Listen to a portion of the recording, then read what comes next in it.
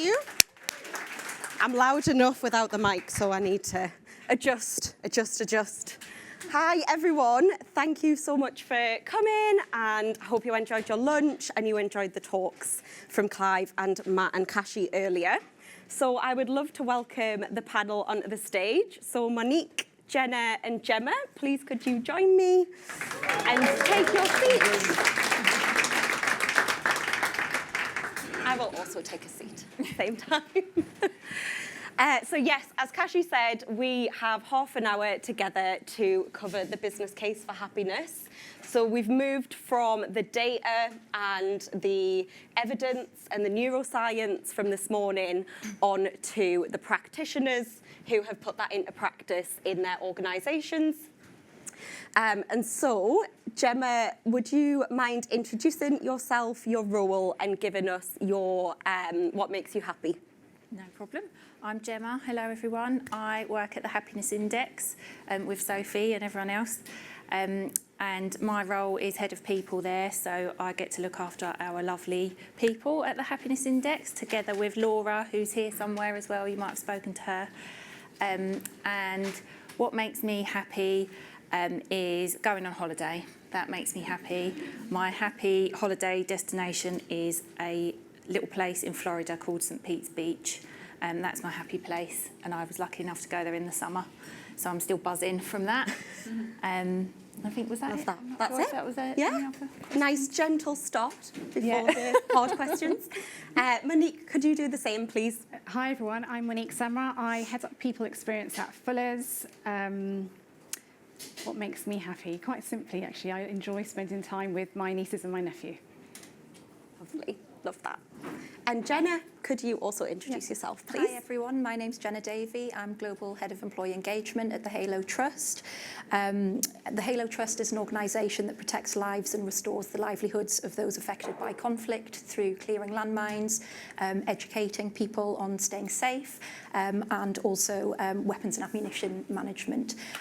My happy place is I have three small children and a dog, so my life is absolutely crazy all of the time, but I wouldn't have it any other way.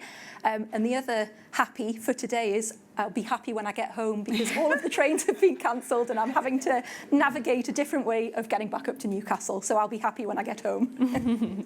Thank you.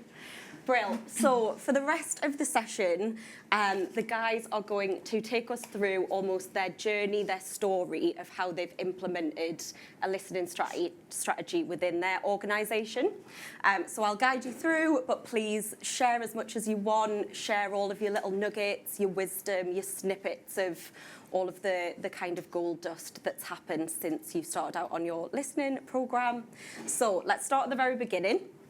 And Monique, can I start with you on what was your vision for bringing happiness and engagement listening into the organisation? Yeah, our vision actually was just to revolutionise the people experience. I joined Fuller's in 2020, and the last time they did any form of listening was in 2015, so quite a big gap. And when they did do listening, it wasn't done very well. So my boss and I decided that we needed to, in order to drive any change in our business, we needed to start listening to our people, and that would ultimately feed into revolutionising our people experience.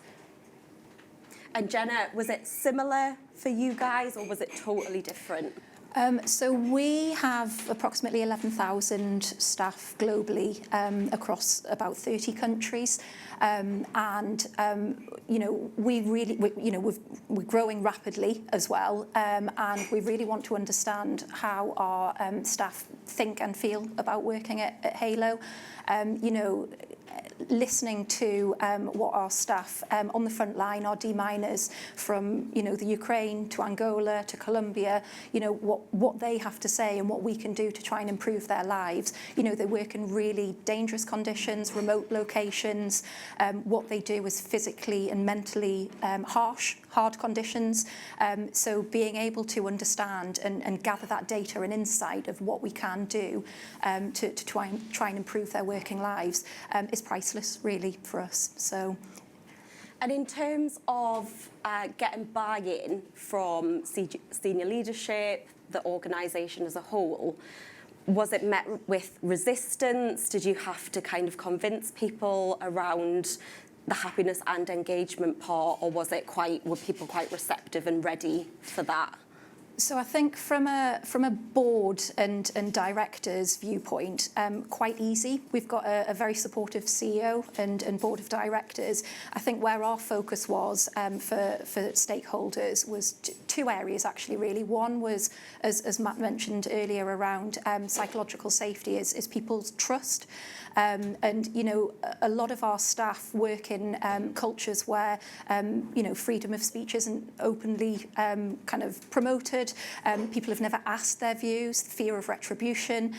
So one of our hardest kind of areas to focus on was actually engaging with staff to get them to trust what we do, why we're doing it, and the anonymity side of the platform. So that was kind of one area. And then the other area is educating our managers in their role, you know, in promoting actions really important, communication, you know, it's their teams, it's their survey, so helping them to understand what their role is and actually making an impact. So it was more those two groups rather than the sort of senior leadership team.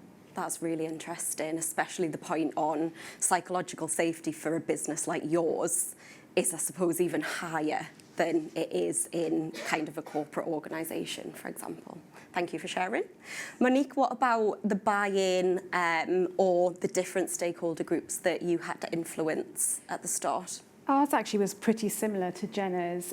I think buy-in at our exec level wasn't really the challenge. I think they were very prepared to embark on this journey, and they were open and willing to hear the good and the bad of what's happening in the business. I think the challenge was more as you went through senior levels and middle management. They just didn't understand the purpose of why you need to listen.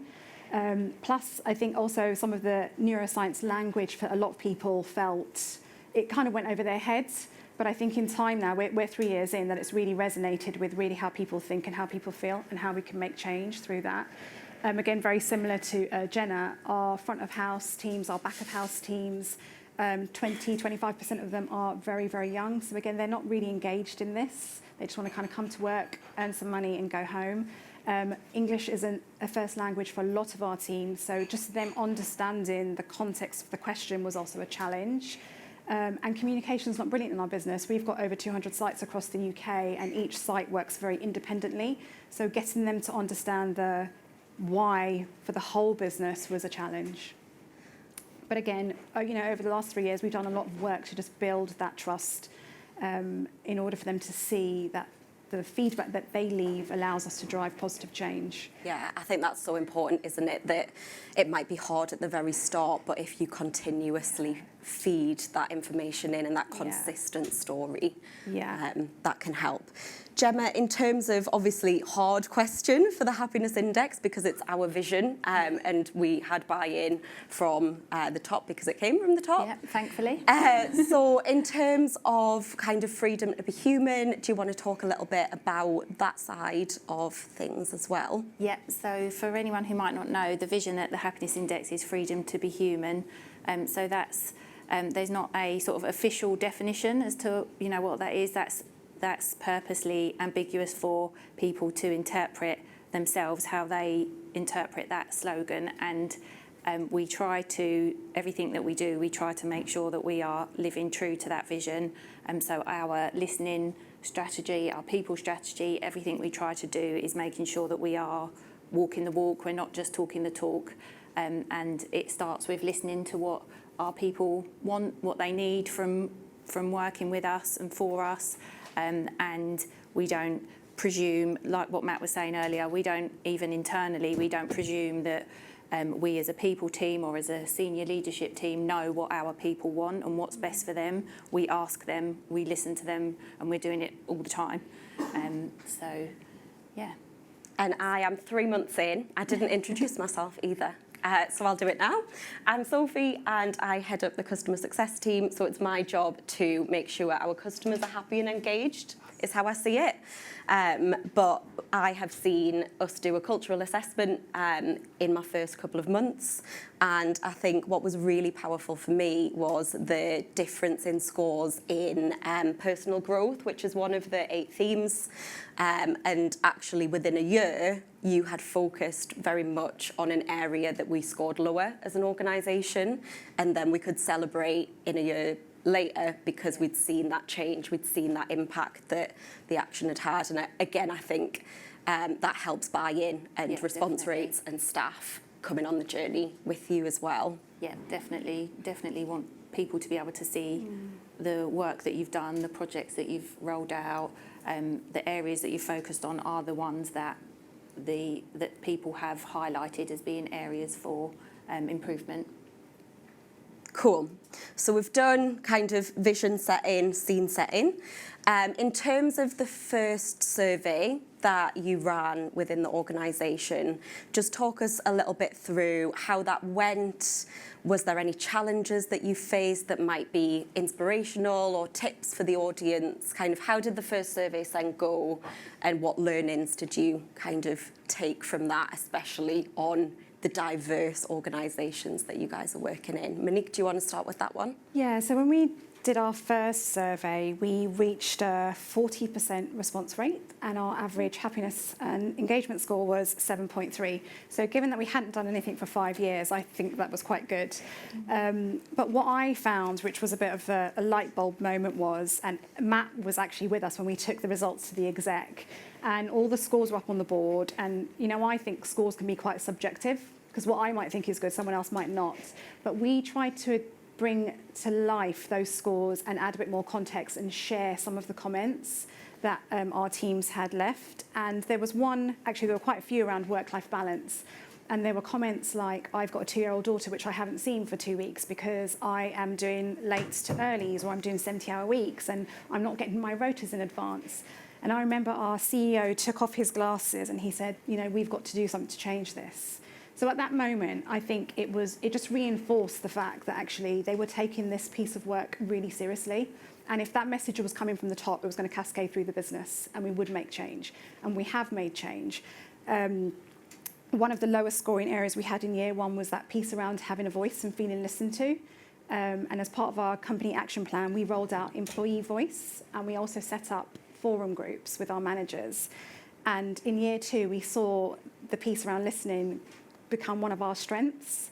So in terms of building that trust, we still have to continue year on year to build the trust. But I think our people do see that when we create these action plans, they might be small changes, but they're small changes that add value to our teams. So that belief is there now that it's making a difference. I love that story from the first kind of meeting where your CEO basically picked up on 1 or 2 comments, and that does just add so much kind of insight and flavour to the scores to have that element in the survey. And actually the happiness index is embedded in our culture now. You'll go around the business and people will stop and say, before they do any kind of change project, what does the happiness index tell us? What are our people saying? So it's nice now that it is embedded. We just need to keep it going. Love that. Jenna, what about your kind of first survey send? Any challenges? Any tips?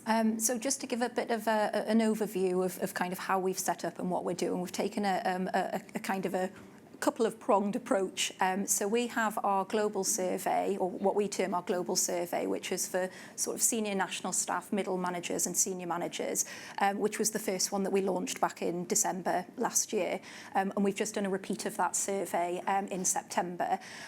We also we're launching programme by programme so that we can really focus in, because obviously every country is different, every culture is different in terms of working practices and the climate that they work in.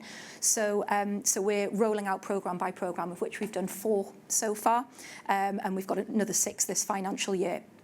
So we've got a lot of surveys happening at the moment, and we've had a lot of learnings from our first one that we launched in December. I think one of the big kind of takeaways, and I think when I've worked previously in organisations around this, is you're quite slow to get off the mark. So there's a big flurry of activity around, you know, we want to hear what you've got to say, we want to listen, please fill the survey in. Everybody goes off, fills the survey in, and then it kind of just goes quiet for months and months and months. And then you kind of think, oh, we need to go and start looking at it. You then look at it and think, wow, I've got all of this data, all of this insight, where do I even start? And then you spend months and months sorting through all of that. And then a year can pass and you've actually done nothing. Come back round, can you fill the survey in again? And people are thinking, well, no, because nothing's happened. So we were slow off the mark with our first one, but as we're launching others, as we've been going, we're taking those learnings and we're putting it in. So we're strengthening the support that we give to our managers and the communication around with staff around what it is, why we do it, but then more importantly supporting with action. So once we have that data in, you know, what are the results telling us? You know, what are our people saying? What can we do? What do we want to do? And actually focusing in on sort of a small number of impactful areas that we can make change on. Obviously, it's all important. All of the data is important, but we can't do everything, and we can't do everything straight away. So we need to be really disciplined in terms of what are we going to focus on, and then actually doing it, and then telling people what we're doing about it. So we are getting better. I must admit, I was very surprised at the response rates and the scores that we've got, bearing in mind the nature of the work that we do. We've had quite high response rates and actually a quite high average score. So it's encouraging that's there and people are sharing, but it's what does that look like in terms of trends? Where do we position that? What does that mean? And another kind of just to bring it all to life a bit, it's for us as Gemma mentioned before, it's we don't want to make assumptions about things, and we don't want to stereotype certain groups of people. And I think the insights that we get are really, really important. When I joined Halo 8 months ago, I did a familiarisation trip out to Colombia so that I could understand and really get first-hand experience of what our staff have to deal with in terms of clearing landmines. And the first thing I noticed was who knew that a landmine field wasn't just a flat piece of land that's kind of, I thought it was like no man's land, which in some cases they are, but in the particular place that I went to, Colombia, it was in the middle of a mountain range. So I had to literally hike, full PPE for about an hour and a half in 30-degree heat up to where the minefield was. The toilets were holes in the ground, nothing I'd ever experienced before. And the staff that I was with had actually carried all of their equipment, so I didn't even have that. They had the equipment, and then they spent 8 hours on their hands and knees clearing through. So really, really difficult conditions. And I said to them, we're going to be launching the Happiness Index. I'm here to find out what you think and feel. But until we do that, because that's next week, tell me what is it that you like to, working at Halo, and the probably obvious answers that you would think is, I'm making my community safe. Halo are giving me a role, they're giving me a job, they're giving me a career, and then I said, so tell me, what is it that we could do better at Halo, expecting the onslaught of working conditions and so forth, and bearing in mind I was soaking wet at the top of a mountain, laden with all my kit, thinking, right, come on, I'm ready for you. And literally everybody that I spoke to said, I don't spend enough time with my family because I'm away and I'm here, and they often live on site for sort of 5-6 weeks at a time. It would be great if I could spend a bit more time with my family. And I thought, wow, like really? Like, come on, what else? That's it. And I was thinking, my thought process of what I would expect you to say, completely different. So I was really looking forward to then launching Happiness Index to understand more about that. And actually, there's probably some things that we can't change due to the nature of what we do, but those little things that we can, just to improve their working lives, improve their happiness, improve their engagement at work, then let's try. So that for me was really surprising, in that it wasn't what I was expecting to come back from those results. So that is such a powerful story. And again, it's the stories that kind of stick out and stay with you, and make you want to make that change. So I could have written down, I'm glad I didn't bring a pen up, because we could have been here for another 3 hours. So many little points that I wanted to pick up on. I'm so glad you mentioned the focus and the picking a couple of things to start to action. I love the rule of 3 in any element. So 3 things discussed in an email or whatever it is. So I love the rule of 3, 2 or 3 kind of key actions that can be taken and impact. So I love that you said that.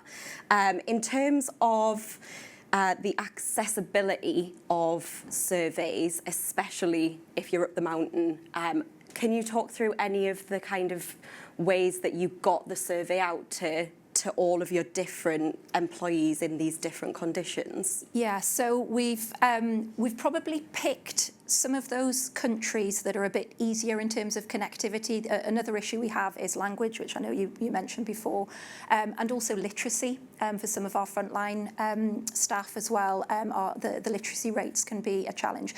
So we're working with Hayley, our contact at the Happiness Index, to understand kind of how we can approach those specific sort of challenges that we have. The standard sending an email out from the platform is obviously our ideal. It means that we can manage it more efficiently, automated, etc. We've looked at using WhatsApp, so a generic link with using their insurance numbers as an identifier, sending that out. We've worked with, before we launch in a programme, we do I guess kind of a workshop session with the leaders to identify kind of a scoping session of what's going to work, how it's going to work, and we adapt to that. So some of our programmes, before they go off out onto into the operations, they'll gather everybody together and they'll send a tablet round that staff can fill it in. Like I say, we've done the easier countries first. So our next challenge is going to our larger and more complex programmes where those sorts of things are going to be more of an issue. And we're looking at the potential of developing an app so that staff can fill it in, and then obviously when they're in Wi-Fi connectivity, it'll load across. We're also looking at voice activation so that it can capture from a literacy point of view. So there's a whole host of different things that we're exploring, and obviously Hayley's been fantastic in guiding us through what our options are and what we can do with that. Amazing. I'm doing a time check, but we were late, so I'm keeping going until someone tells me to get off. Gemma, can I come to you on, I suppose, let's ramp it up to what are the pivotal moments, what are the celebrations that you could share in terms of results that we've had at the Happiness Index? There's been lots of things to celebrate. You touched on it earlier. The most recent one is our culture assessment that we ran last month. And like you said, the previous culture assessment that we run, personal growth, as it would probably be in a lot of your organisations, was a lower scoring area. So myself and Laura, as well as lots of people in the company, our community leaders, our senior leadership team, all got behind the projects that we decided to roll out. And this time around in September, our scores increased by 23% on that theme. So we are very, very proud of that. So that's definitely a most recent thing to celebrate. And also our response rate as well significantly increased. So the last time we did it was about 75%, which we were still pretty okay about. But obviously being the company that we are, we want to make sure that we are hearing from absolutely everybody if we possibly can. And so this time around it went up to 94%. We've got a couple of people on maternity leave at the moment, so we think that they're the ones that brought the average down, which we're okay about. We don't mind that. So yeah, we're really chuffed with the most recent cultural assessment results.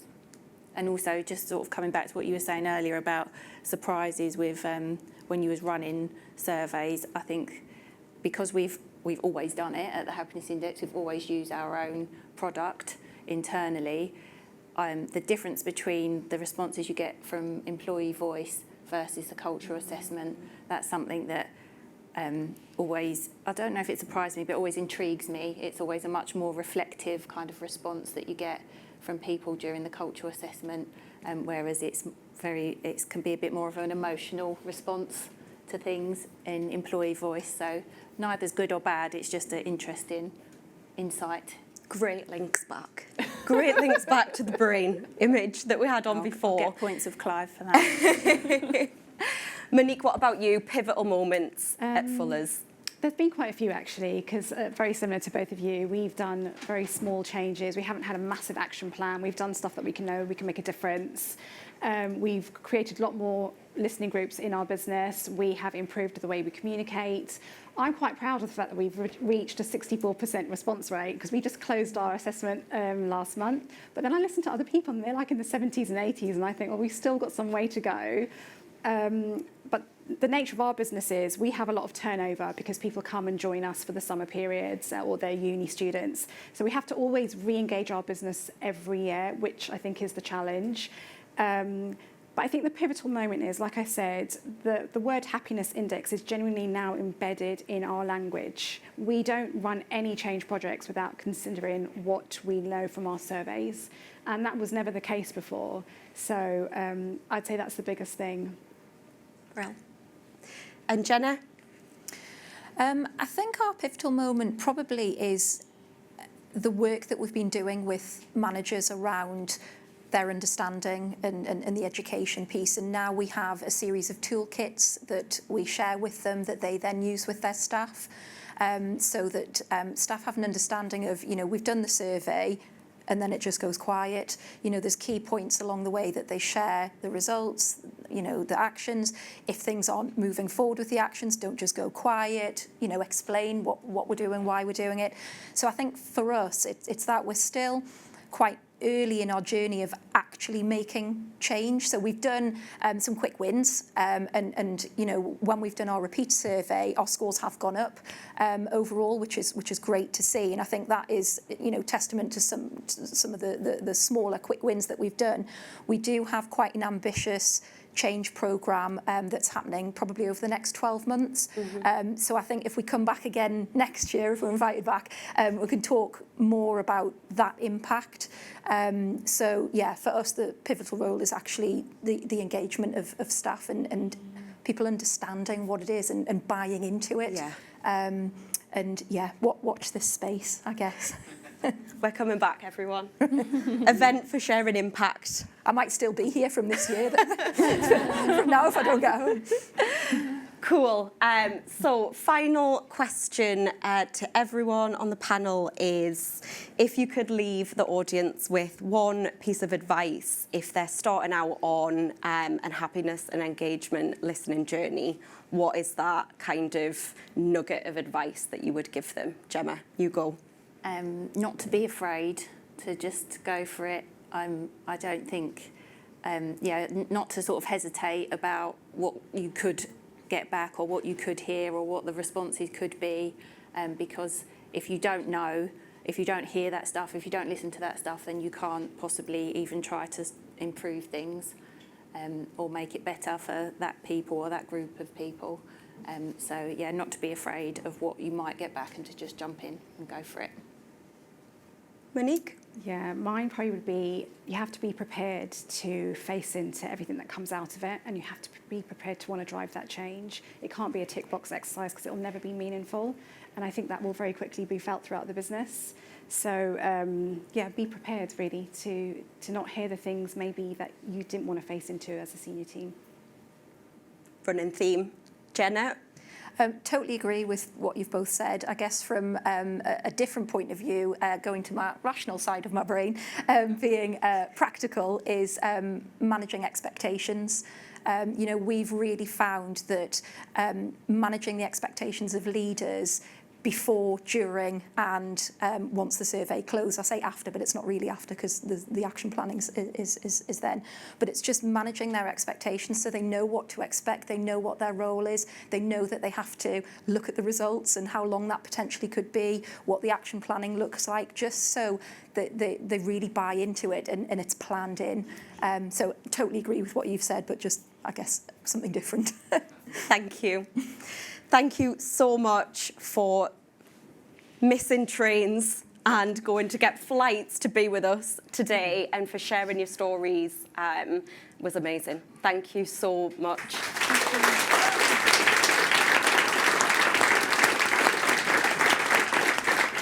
Thank you.